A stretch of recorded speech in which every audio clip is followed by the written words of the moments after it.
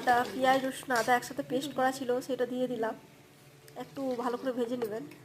জায়গাটা ধুয়ে জলটা নিলাম, তাতে হলুদ দিয়েছি, নুন, জিরে কোটা, জিরে ধনে দুটোই বাটা একসাথে আছে, আর লঙ্কার গুঁড়ো ভালো করে কষে নিলাম।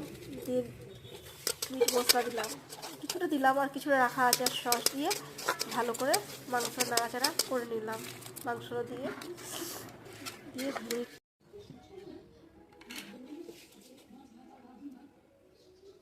নাড়ু